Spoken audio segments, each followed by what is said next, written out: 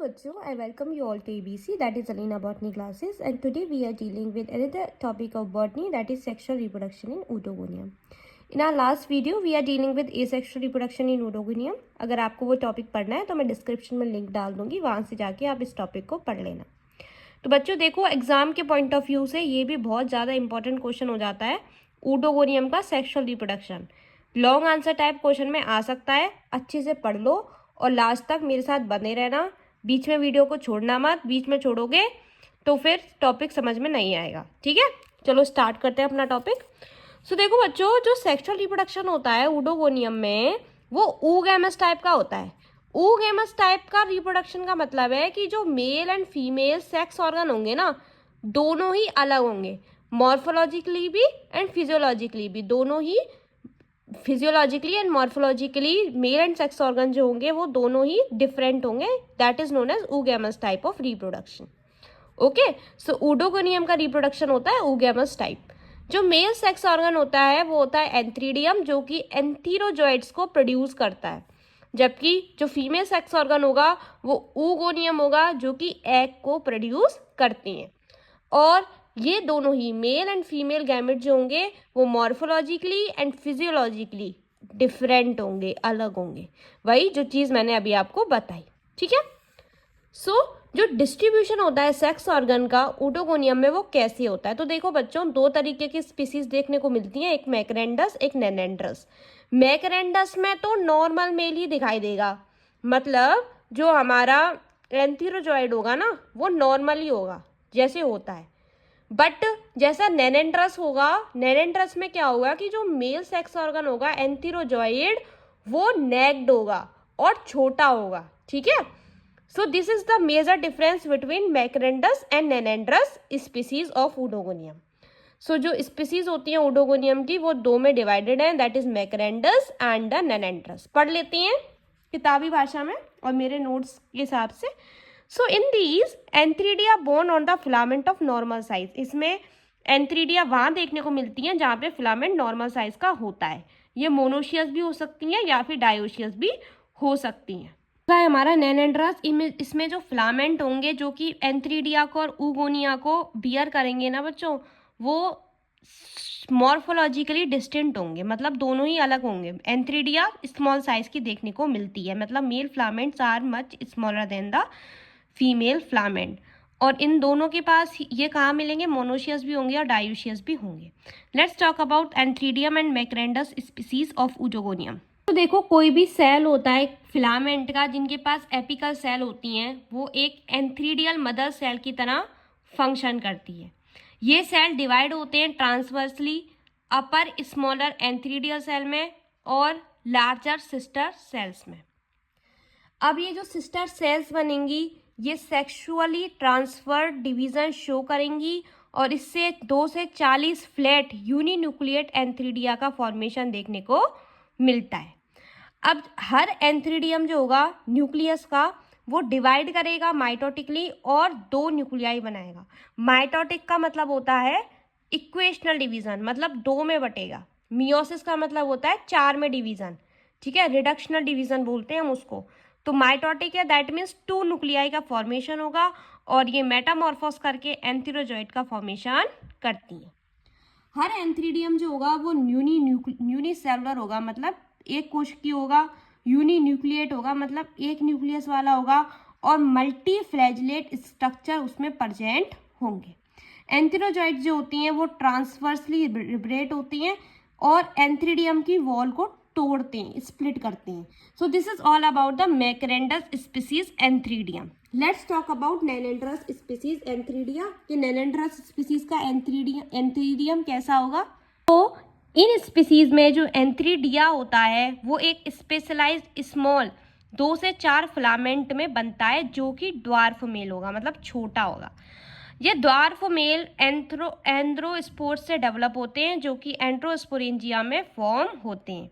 जो एंड्रोस्पोरेंजिया का स्ट्रक्चर होता है वो एंथ्रीडिया जैसा ही दिखता है मैकरेंडस स्पीसीज में, एक्सेप्ट दैट कि सिर्फ एक ही एंडोस्पोर प्रोड्यूस होगा एंडोस्पोरेंजियम के अंदर।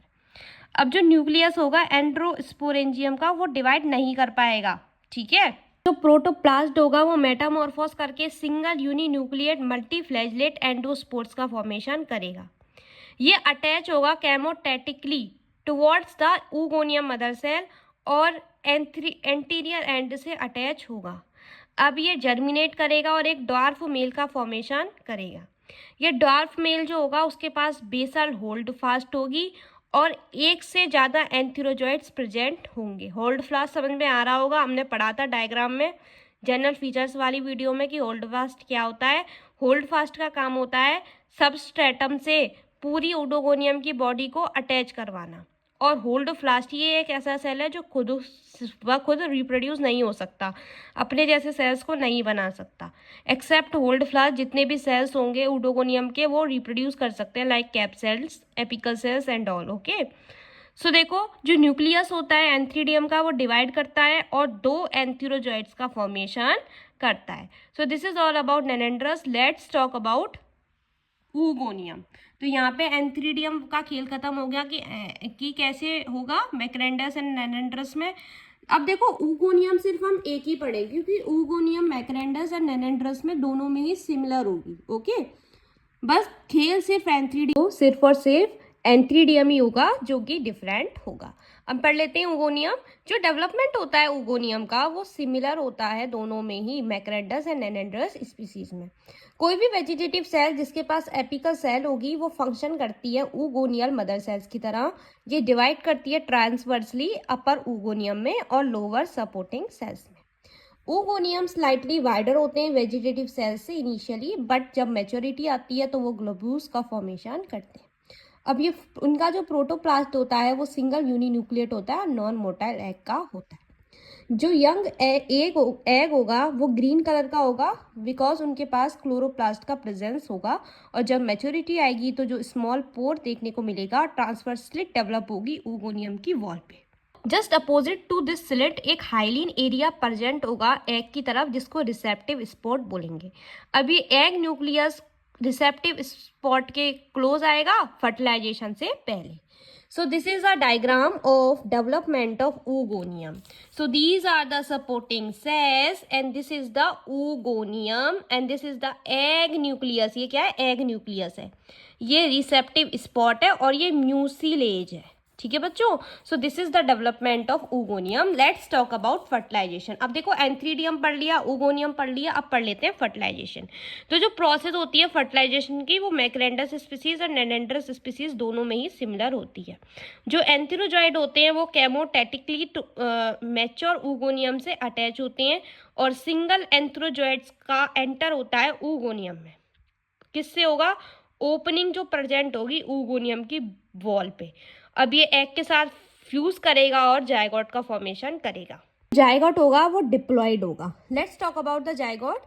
तो फर्टिलाइजेशन के तुरंत बाद शीघ्र ही एक प्रोटोप्लाज्म जो होगा जायगोट का वो सेपरेट हो जाएगा oogoनियम की वॉल से और एक सीक्रेट करेगा थिक 3 लेयर वॉल खुद की। ठीक है, अब ये न्यूली फॉर्म जायगोट होंगे, इनके पास क्लोरोप्लास्ट होगा और ये ग्रीन कलर के होंगे, पर जब मैच्योरिटी आएगी तो रेडिश ऑयल एक्यूमुलेशन देखने को मिलेगा प्रोटोप्लाज्म में और ये रेडिश ब्राउन कलर के होंगे।